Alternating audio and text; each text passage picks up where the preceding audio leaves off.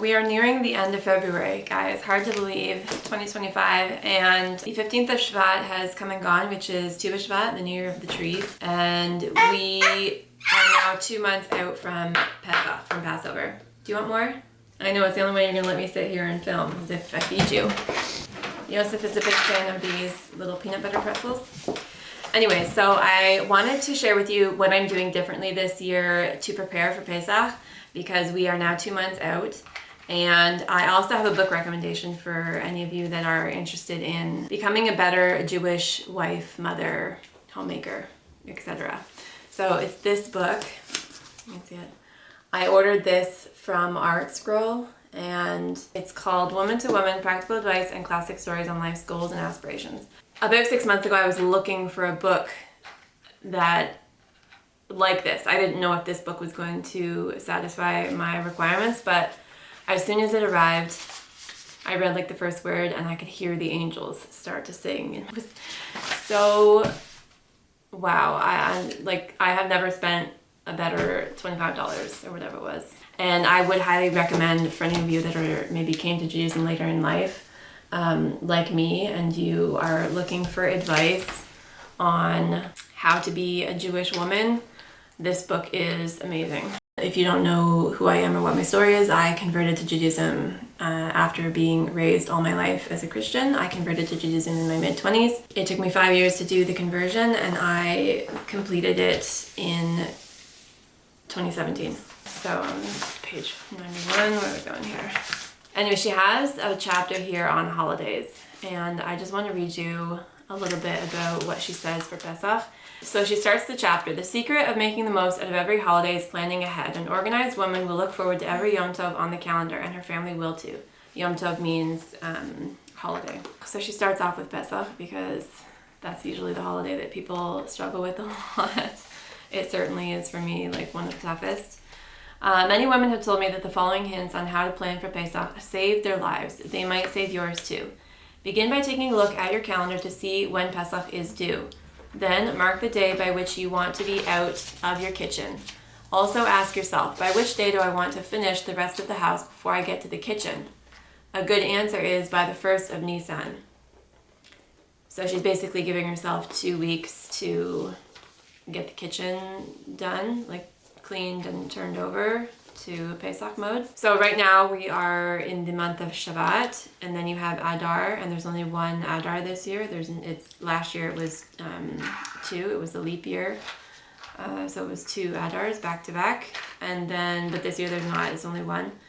And then the month after that is Nisan. So here's the calendar, and I wanted to show you on the calendar what I'm talking about. So you have April 2025, which coincides with Nisan and ER 5785.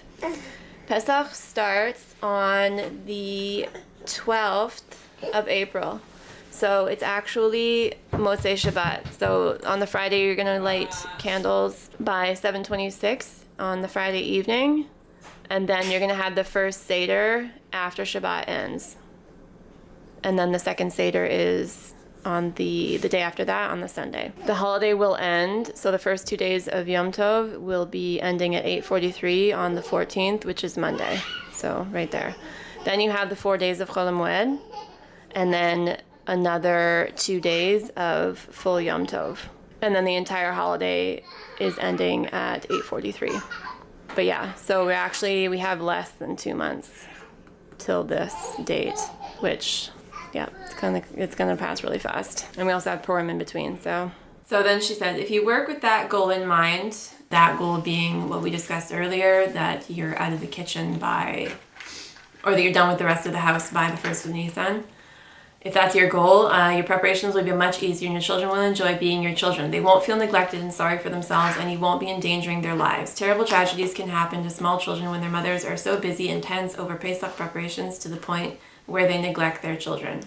Okay, so I know for me, I think what I was doing even last year was I was turning the kitchen over maybe like 3 days ahead of time, and then doing all my cooking and stuff in those 3 days before the holiday actually started.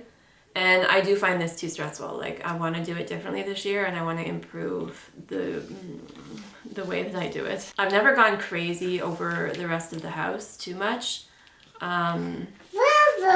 But this year I have a lot of organizing that I want to do. I feel like since we've moved to this house, I've never done a proper organizing in certain areas, like certain closets and yeah. Anyways.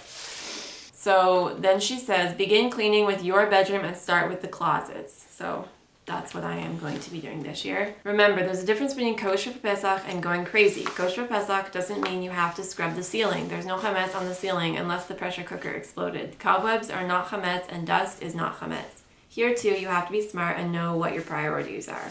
So she goes on, like there's like another page and a half, I would say, just for Pesach, full of so much good advice. It's gold. Some of it I already do, and I showed that in my Pesach preparation video. Things like keeping lists. So she actually says, keep a special Pesach notebook that you use from year to year. You can't imagine the amount of worry, money, and extra work it will save you. Write down everything you buy for Pesach, and afterwards everything that is left over. This way you can see what needs to be bought and shop throughout the year. So what I was actually doing, and you'll see it on my old video, is that I was ahead of time at some point inventorying what I had stored from last year. So she does it a little bit differently. Like, she records what she buys, and then I think the idea to have a notebook like this is just really amazing advice. And I'm actually working on a binder that has all the holidays, where I have the menus collected that family likes, with all the recipes. So that's something that I've been working on for a while. Maybe when it's done, I'm going to show you guys. Then she says, make lists. How many people will be at the Seder? How many during the entire week? How much wine and grape juice will you need? How much chicken, fish, meat and fish will you need? Calculate how many meals you will be serving during the week and how many people you expect for each meal. Calculate the number of portions you will need and buy accordingly. If you have a deep freeze, clean it first so that your meat, chickens, and fish can be in your freezer as early as possible before the holiday. So yes, I usually do start with my deep freezer downstairs, and I have made videos about that in the past. And something my husband always says, he's like, remember, when it comes to buying food, it's only for 8 days. You only need enough food for 8 days. So that's something I might just do it earlier. I won't leave it. Usually I was doing it like 2 weeks ahead of time, maybe. So I might move that up and get it done earlier. Make a list of grocery items and buy them right after Rosh Chodesh Nisan. Excuse me. Non-perishable items can be kept in a carton in a place you've already cleaned. By shopping early, you'll feel less pressured because you'll avoid the last-minute rush. You also won't have to spend hours shopping at a time when the stores are overcrowded. So I remember a couple years ago, I went at like 10:30 at night because the kosher Loblaws was open till midnight, or maybe 24 hours open, I don't remember. But there was nobody there. If you do go at really late or strange hours, probably it won't be busy, but I don't recommend it. I didn't go because I wanted to avoid the crowds. I went because it was like I had left it way too long to go shopping for stuff, and I don't recommend that at all. She says that in her family, we like to start cooking 10 days before Pesach. So I never was able to start cooking that early, which maybe this year will be the first year. I don't know. Depends how organized I can get myself. But yes, I do highly, highly recommend this book. It is from Art Scroll. That's who publishes it. But you can also probably find it at a Judaica store, depending on where you live, or online. So I wanted to do this video and get it out to you guys now because of the timing. Pesach is something that you must plan ahead for if you're going to have enough time to do it properly and to arrive to the holiday feeling not overwhelmed and not stressed. You want to feel like relaxed about it. So it is imperative that you start ahead of time and give yourself enough time to complete all the tasks because there is a lot involved in it. So that's why I'm doing this video now for you guys. If you haven't seen my previous video that I did preparing for Pesach, I would recommend that. You finished all your pretzels. Look at this, just a little pile of crumbs here. Yeah? Let me know in the comments if there's any seasoned Jewish mothers out there that are like professionals at preparing for Pesach. I would love your helpful tips in the comments box. Thank you so much for watching, and we'll see you in the next video. You got peanut butter on my page. Yosef. What? Come on. Oh well. Why?